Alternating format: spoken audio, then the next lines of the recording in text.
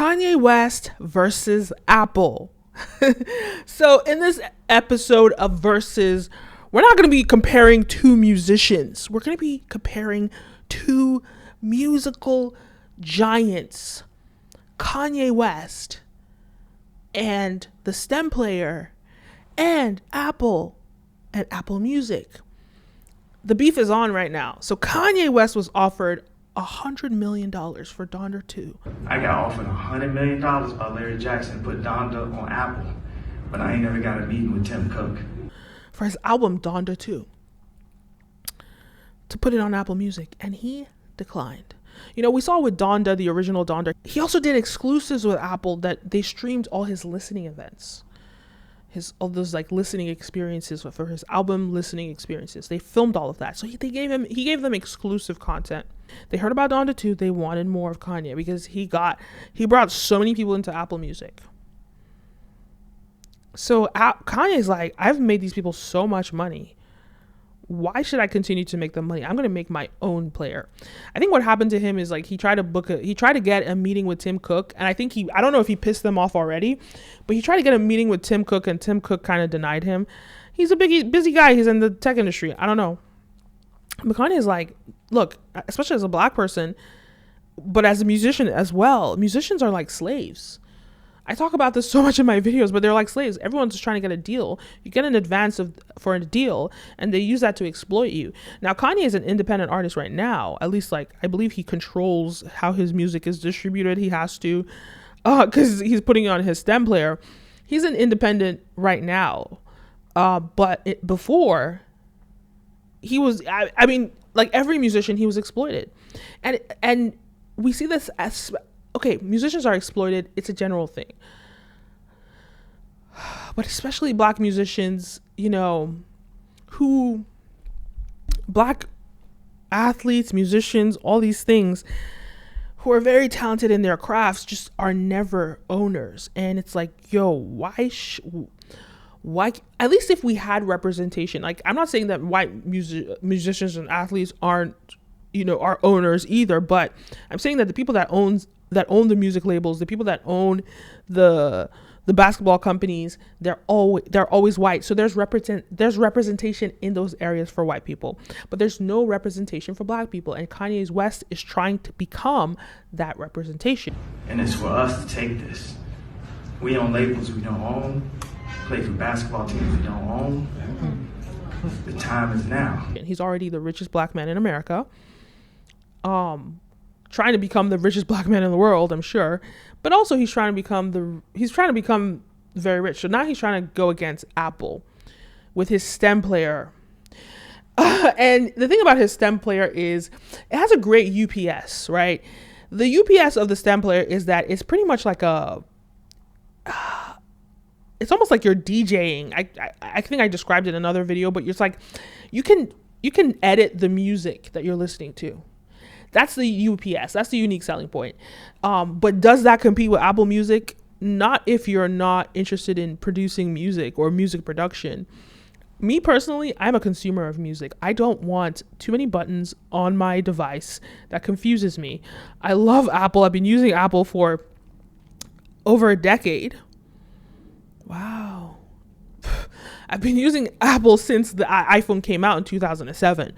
I'm a loyal Apple customer. I like to consume. And before that, I was using iPods, right? So I'm a long time Apple user, and I want to be able to have a screen, look at the content I'm listening to. All of those elements are important to me.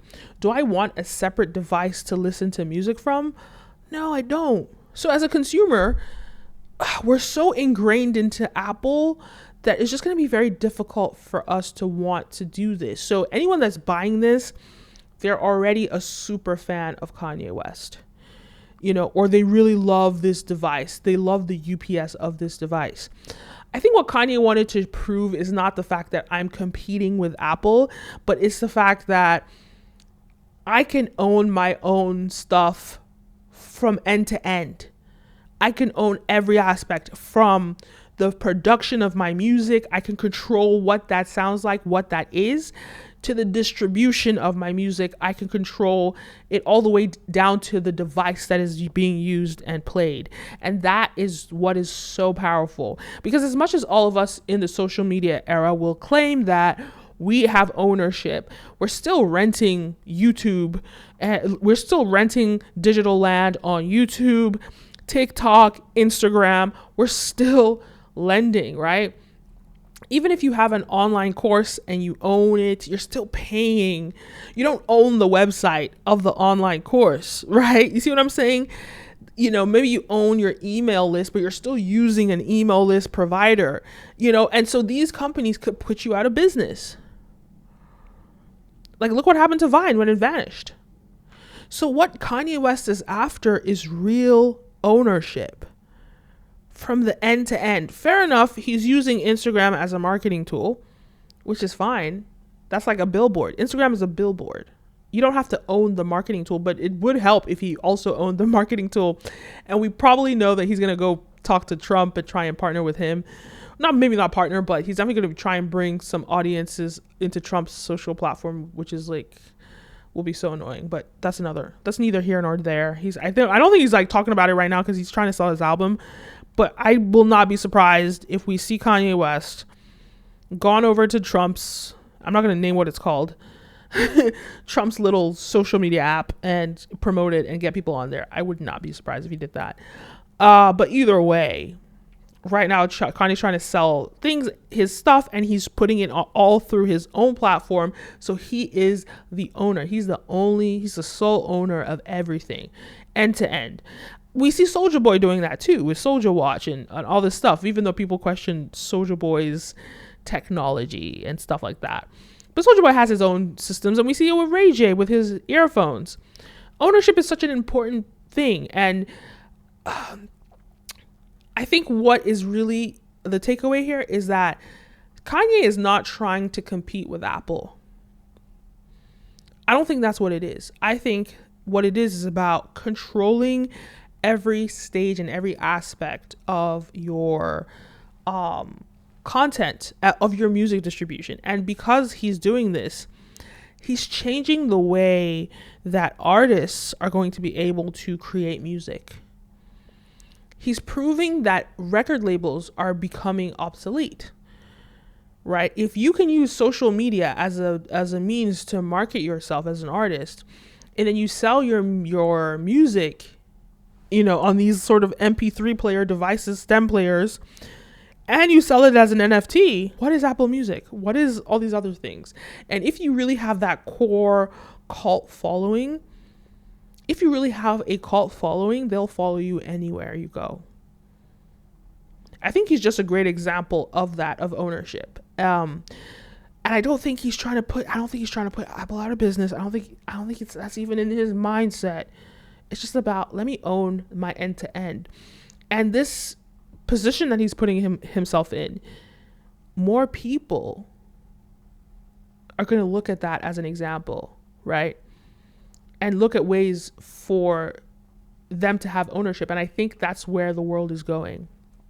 I think that's really where the world is going. Because at the end of the day, influencers have more impact than these companies. These companies still need content creators. They need content creators to create. They need content creators to market, to bring people onto their platforms. That's what they need content creators for. But when you're a content creator that owns your own stuff from end to end, well, you have the potential to just control every aspect of it and become way more wealthy, right? So I think that's just what Kanye's just changing the game, and it's not a competition. I don't think it's a competition. I just think he wants to prove a point, which is bigger than Apple, but Apple is clearly offended by it. They're clearly offended by it, which I think is really unnecessary and silly. I think a lot of big companies are going to go out of business because of this, because people are realizing the power of, an influencer owning their own stuff. So these big companies, they're going to be competing with these influencers, and a lot of them are going to go out of business. I don't think it's going to happen in the next, I think probably in the next, in 10 plus years, we're going to start seeing this happening. We're going to start seeing big companies go out of business or dim their light, dim their impact, because the way the world is going, these creators are going to own everything from end to end. And the great example, and I broke this down in another video, is Logan Paul and KSI, starting a drink company that competes with Gatorade. But more on that in another video. But now the game has changed, and these companies still need these influencers to sell their products. So if the influencer owns the product, right, and they use the influencing as a marketing tool to draw people to their own product, then they become mega rich. Then they don't even need these big businesses. And then they're removing market share from these big businesses. But it's really difficult to become a big influencer in the first place, especially now. Like, it's something that you should have done 10, 15 years ago, but there's still an opportunity now, even on a micro scale, even on a middle class level. There's still the opportunity to do that. I think it's something that people should look into. Anyway, those are my thoughts. Let me know yours. Leave a comment down below. Don't forget to like, follow, subscribe, all the above. My name is Kenim, and see you next time. A peace. Have you ever wondered why Beyonce has such a strong cult following? The Beehive go crazy over Beyonce. What about the Barbs? Nicki Minaj's fans go crazy over her. And then Justin Bieber, the Beliebers, they love him. Why do these musicians have such a strong cult following? And if you're an artist, how can you build a cult following? If you're a musician, this is for you. I have a free webinar. It's not one of those webinars that you have to sign up and you go through it. No, this is a free webinar. You click the link, you start watching it immediately.